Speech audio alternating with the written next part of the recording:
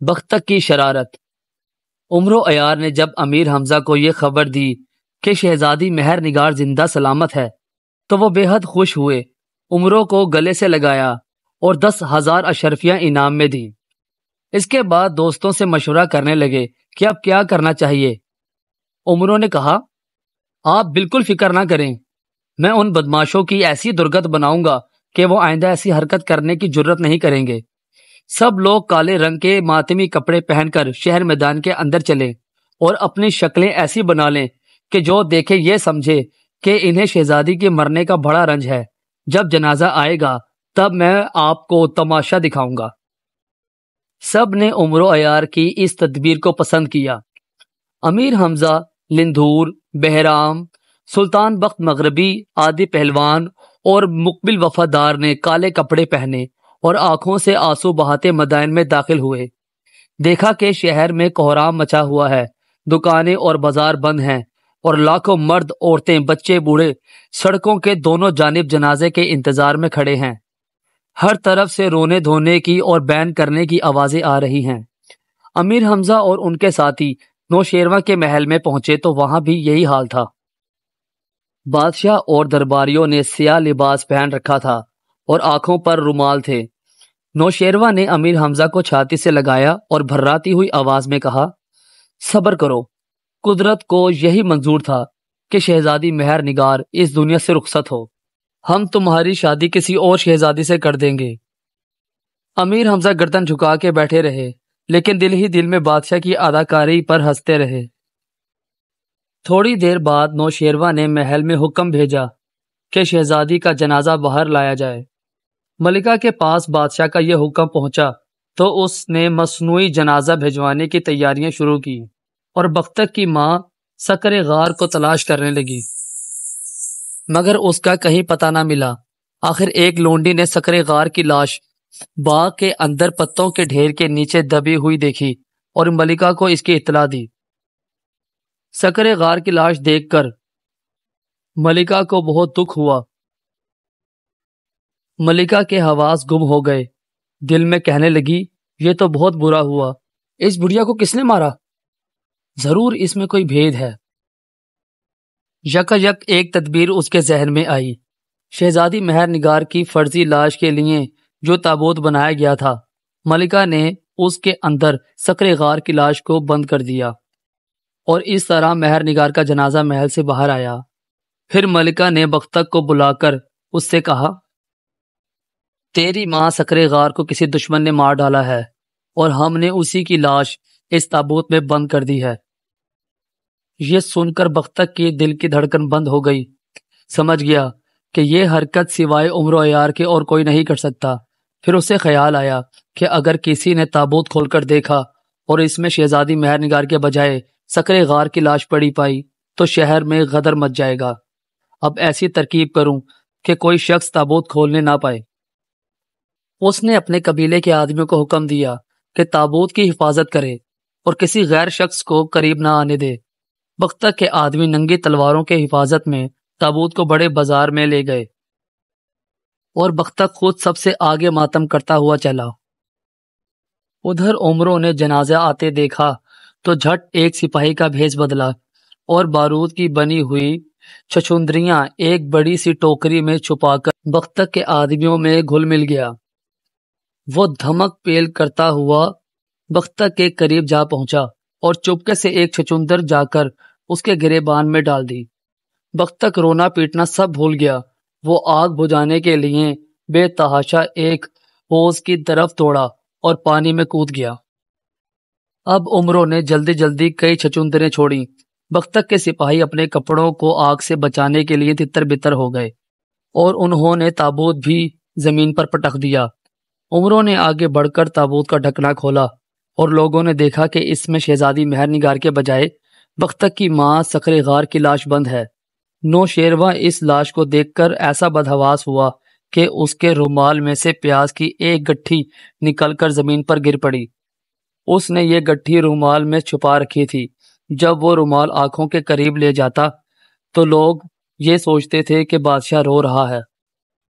اسے روتا دیکھ کر دوسرے بھی رونے لگتے۔ عمروں نے کہکہ لگا کر کہا، بادشاہ سلامت، یہ باتیں آپ کی شان کے خلاف ہیں۔ نوشیروہ نے شرم سے گردن جھکا لی اور کہنے لگا، یہ سب اس بدماش بختک کی شرارت ہے۔ عمرو عیار کچھ اور کہنے کا ارادہ کر رہا تھا کہ امیر حمزہ نے اسے ڈانٹا، خبردار، بادشاہوں سے ایسے باتیں نہیں کرتے۔ بادشاہ نے تابوت اٹھا کر بختک کے گھر بھیج دیا اور لوگوں کو حکم دیا کہ اپنے اپنے گھر چلے جاؤ۔ نوشیروہ نے امیر حمزہ کو خلیت عطا کی اور محل میں جا کر شہزادی مہر نگار کو گلے سے لگا لیا۔ عمروں نے شہر میں جا کر بتایا کہ شہزادی زندہ سلامت ہے، بختک کی ماں سکرے غار مر گئی ہے، جو لوگ رونا پیٹنا چاہیں وہ بختک کے مکان پر جائیں۔ اس واقعے کے کئی دن بعد امیر حمزہ نے نوشیروہ کی خدمت میں عمرو عیار کو یہ پیغام دے کر بھیجا کہ اب شادی میں کیا دیر ہے۔ عمرو نے جب بادشاہ کو یہ پیغام دیا تو وہ سوچ میں پڑ گیا، پھر کہنے لگا، حمزہ سے کہو کہ 40 دن بعد شادی کریں گے، ابھی ہمیں سامان تیار کرنا ہے۔ یہ سن کر عمرو ہنسا اور ہاتھ باندھ کر بولا، عالی جاں، آپ 7 سلطنتوں کے بادشاہ کہلاتے ہیں، آپ کے خزانے میں کس چیز کی کمی ہے؟ نوشیروہ نے بزرگ جمہر سے مشورہ کیا اور بزرگ جمہر نے ایک رکہ امیر حمزہ کے نام لکھا کہ 30 دن بعد تمہاری شادی شہزادی مہر نگار سے کر دی جائے گی۔ امیر حمزہ یہ رکہ پڑھ کر بہت خوش ہوئے اور ایک ایک دن بے چینی سے گننے لگے۔ ادھر بختک نام مراد نے جب یہ خبر سنی کہ بادشاہ 1 مہینے بعد شہزادی مہر نگار کی شادی امیر حمزہ سے کر دے گا تو اس کے تن بدن میں آگ لگ گئی۔ اسی وقت گھوڑے پر سوار ہو کر نوشیروہ کے محل میں گیا اور کہنے لگا، حضور، اگر شہزادی کی شادی امیر حمزہ سے ہو گئی تو آپ ساری دنیا میں بدنام ہو جائیں گے۔ ہر ملک کا بادشاہ کہے گا کہ نوشیروہ نے ایک معمولی عربی کے اپنی بیٹی بیاہ دی، اس سے آپ کی دھاک ختم ہو جائے گی اور ممکن ہے کہ رعایا بھی بغاوت کرے۔ غرض بختک نے ایسی باتیں کی کہ نوشیروہ ڈر گیا، دل میں کہا کہ بختک واقعی سچ کہتا ہے، امیر حمزہ کی شادی کسی طرح بھی مہر نگار سے نہ ہونی چاہیے، اس میں میری بدنامی ہے، لیکن اب تو شادی کا وعدہ کر چکا ہوں اور وعدے سے پھر جانا بادشاہوں کی شان کے خلاف ہے۔ اس نے بختک سے کہا، تم ہی کوئی تدبیر سوچو، میں تو امیر حمزہ کو زبان دے چکا ہوں۔ حضور، تدبیر میں نے سوچ لی ہے، آج سے 3 دن بعد آپ دربار عام لگانے کا حکم دیں اور اس میں امیر حمزہ کو بھی بلائیں۔ میں اپنے چند آدمیوں کو سکھا پڑھا کر بھیجوں گا، وہ انصاف کی زنجیر ہلائیں گے۔ آپ ان کو دربار میں بلا کر پوچھئے گا کہ تم کون ہو اور کس نے تم پر ظلم کیا ہے۔ وہ کہیں گے، ہم سلطنت ہفت ملک سے آئے ہیں، وہاں کے بادشاہوں نے یہ خبر سن کر کہ نوشیروہ ایک معمولی عرب کو اپنا داماد بنانا چاہتا ہے، آئندہ خراج ادا کرنا بند کر دیا ہے اور کہتے ہیں کہ اب ہم نوشیروہ کی اطاعت نہیں کریں گے۔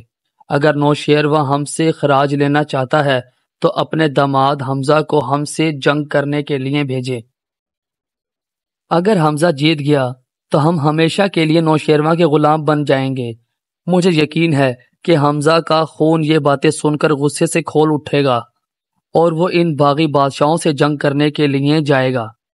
آپ خوشی خوشی اسے اجازت دے دیجئے گا اور اپنے فوجی سردار قارن کو بھی اس کے ساتھ بھیجیے گا۔ قارن امیر حمزہ کا جانی دشمن ہے، میں اسے زہر کی شیشی دوں گا اور کہوں گا کہ موقع ملتے ہی امیر حمزہ کو پلا دے۔ یہ زہر ایسا خطرناک ہے کہ اگر 100 من دودھ میں اس کا ایک قطرہ ڈال دیں تو پورے دودھ کا رنگ سیاہ پڑ جائے گا۔ اس کے علاوہ آپ ہفتے ملک کے بادشاہوں کے نام خط لکھ کر بھی قارن کو دے دیجئے گا۔ خط میں یہ مضمون ہو کہ موقع پاتے ہی حمزہ کو موت کے گھاٹ اتار دیا جائے۔ نوشیروہ یہ سن کر بڑا خوش ہوا، بختک کی پیٹھ ٹھونکی اور وعدہ کیا کہ ہم ایسا ہی کریں گے۔ تیسرے دن بادشاہ نے دربار عام لگایا۔ امیر حمزہ اور ان کے دوستوں کو خاص طور پر بلایا گیا اور ان کی خوب آؤ بھگت کی گئی۔ بادشاہ نے اپنے ہاتھ سے شربت کا ایک پیالہ بھر کر امیر حمزہ کو دیا اور وہ اسے پینا ہی چاہتے تھے کہ زنجیر کے ساتھ بندھی ہوئی گھنٹیاں زور زور سے بجنے لگیں۔ نوشیروہ نے کہا، فریادیوں کو فوراً ہمارے حضور میں حاضر کیا جائے۔ چوبے داروں نے 5 آدمیوں کو بادشاہ کے سامنے پیش کر دیا۔ ان کے کپڑے پھٹے ہوئے تھے، سروں پر خاک پڑی ہوئی تھی اور ہاتھ پیروں پر زخموں کے نشان تھے۔ نوشیروہ کے سامنے یہ لوگ سجدے میں گر گئے اور دہاڑے مار مار کر رونے لگے۔ بادشاہ نے کہا، تم لوگ کون ہو اور تمہاری یہ حالت کس نے بنائی؟ ہم اسے ایسی سزا دیں گے کہ اس کی 7 پشتیں یاد رکھیں گی۔ ان لوگوں نے کہا کہ ہم حضور کے حکم سے ہفتے ملک گئے تھے اور وہاں کے بادشاہوں سے خراج مانگا تھا، مگر انہوں نے خراج دینے سے انکار کر دیا اور کہا کہ تمہارا بادشاہ بہت ذلیل ہے، وہ اپنی شہزادی کی شادی ایک معمولی عربی سے کر رہا ہے۔ ایسے ذلیل بادشاہ کی اطاعت کرنے کے لیے ہم تیار نہیں ہیں، نکل جاؤ یہاں سے۔ نوشیروہ تخت سے اٹھ کھڑا ہوا اور اس کے کھڑے ہوتے ہی تمام حاضرین بھی اٹھ کھڑے ہوئے۔ بادشاہ نے گرج کر کہا، فوجوں کو تیاری کا حکم دیا جائے، ہم خود ہفتے ملک کے بادشاہوں کو سزا دینے کے لیے جائیں گے۔ امیر حمزہ نے شربت کا پیالہ ہاتھ سے رکھ دیا اور ادب سے بولے، عالیجا، جب تک آپ کا یہ خادم زندہ ہے آپ کو خود کہیں جانے کی ضرورت نہیں۔ مجھے حکم دیجئے کہ لشکر لے کر جاؤں اور باغیوں کو سزا دوں۔ نوشیروہ نے امیر حمزہ کی طرف دیکھا اور کہا، نہیں، بار بار تمہیں لڑائی کے لیے بھیجتے ہوئے اب ہمیں شرم آتی ہے۔ تم اپنی شادی کا انتظام کرو، ہم جنگ کرنے جاتے ہیں۔ جہاں پناہ، یہ آپ کیا فرماتے ہیں؟ میری جان آپ پر قربان، میں قسم کھاتا ہوں کہ جب تک ہفتے ملک کے بادشاہوں کو خوفناک سزا نہ دے لوں گا شادی نہ کروں گا، اور اگر میں لڑائی میں کامیاب نہ ہوا تو حضور کو اختیار ہے کہ شہزادی کی شادی جس سے جی چاہے کر دیں۔ نوشیروہ سر جھکا کر غور کرنے لگا، پھر بزرگ جمہر سے پوچھا، آپ کیا کہتے ہیں؟ امیر حمزہ کو لڑائی پر بھیج دیا جائے؟ جی ہاں، یہی بہتر ہے، بزرگ جمہر نے جواب دیا، مگر یہ مناسب ہوگا کہ وہ اپنے کسی دوست کو مدائن میں چھوڑ جائے تاکہ شہزادی کو دشمن کسی قسم کا نقصان نہ پہنچا سکے۔ میری بھی یہی خواہش ہے، امیر حمزہ نے خوش ہو کر کہا۔ اگر جہاں پناہ اجازت دے تو میں اپنے عزیز دوست بہرام کو مدائن میں چھوڑے جاتا ہوں۔ امیر حمزہ کی تجویز سے نوشیروہ گھبرا گیا، چور نظروں سے بختک کی جانب دیکھا۔ اس نے اشارہ کیا کہ اس تجویز کو ماننے سے انکار کر دیجیے، مگر بادشاہ انکار نہ کر سکا اور یہ تجویز مان لی کہ امیر حمزہ کی غیر حاضری میں بہرام شہزادی مہر نگار کے محل کی حفاظت کرے گا اور بہرام کی اجازت کے بغیر کوئی غیر شخص محل میں قدم نہ رکھ سکے گا۔ اب نوشیروہ نے اپنے ایک فوجی سردار قارن کو طلب کیا۔ یہ 6 فٹ لمبا، موٹا، تازہ سیاہ فام حبشی تھا۔ اپنے سوا دنیا میں کسی اور کو نہ بہادر سمجھتا تھا اور نہ پہلوان جانتا تھا۔ حبشی ہونے کے باوجود اپنے آپ کو بڑا خوبصورت سمجھتا تھا۔ بادشاہ نے امیر حمزہ سے کہا، یہ تمہارا فوجی سردار قارن ہے، یہ 12,000 سپاہیوں کے ساتھ آپ کے ساتھ جائے گا۔ امیر حمزہ نے غور سے قارن کی طرف دیکھا اور کہا، مجھے یہ شخص مکار اور دغا باز نظر آتا ہے، ایسا نہ ہو کہ راستے میں دھوکہ کرے۔ تمہیں پورا اختیار ہے کہ ایسی صورت میں جو سزا چاہو اسے دے دینا۔ نوشیروہ نے کہا، ٹھیک ہے، میں اس کو 2 خطائیں معاف کر دوں گا لیکن تیسری خطا معاف نہ کروں گا۔ مجھے منظور ہے جناب، قارن نے کہا، اگر آپ فرمائیں تو میں لکھ کر دینے کو تیار ہوں۔ ہاں، لکھ دو، عمروں نے کہا، اور قارن نے اسی وقت ہرن کی کھال پر یہ عبارت لکھ کر امیر حمزہ کے حوالے کر دی کہ میری تیسری خطا معافی کے قابل نہ ہوگی۔ اس کولے قرار کے بعد امیر حمزہ دوستوں کے ساتھ اپنے لشکر میں آئے، سفر کی تیاریاں شروع کی اور چین کے بادشاہ بہرام کو مدائن شہر میں شہزادی مہر نگار کی حفاظت کے لیے چھوڑا۔ اتنے میں عمرو عیار ایک عرضی لے کر امیر حمزہ کے پاس آیا۔ اس میں لکھا تھا، بھائی حمزہ، ایسا معلوم ہوتا ہے کہ تمہارا دماغ پر فطور آ گیا ہے۔ کیا تم اتنا نہیں سمجھ سکتے کہ یہ سب شرارت اسی بختک کی ہے؟ اس مرتبہ اس نے ایسی چال چلی ہے کہ تمہارا دوبارہ مدائن میں آنا دشوار ہے، اور اگر تم آ بھی گئے تو اتنی دیر میں شہزادی مہر نگار بڑھیا ہو جائے گی۔ ہفتے ملک کا سفر اور وہاں کے بادشاہوں سے لڑائی ایک آدھ دن میں ختم نہ ہوگی، نہ جانے کتنے برس لگ جائیں گے۔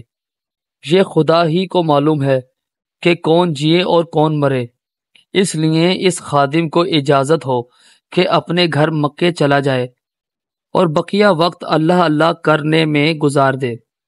امیر حمزہ یہ عرضی پڑھ کر خوب ہنسے اور عمروں کو سمجھانے کی کوشش کی، مگر وہ کسی طرح ساتھ جانے کے لیے تیار نہ ہوا۔ آخر تنگ آ کر امیر نے اسے مکے جانے کی اجازت دے دی۔ عمروں نے اپنا سامان باندھا اور سب سے گلے مل کر رخصت ہوا۔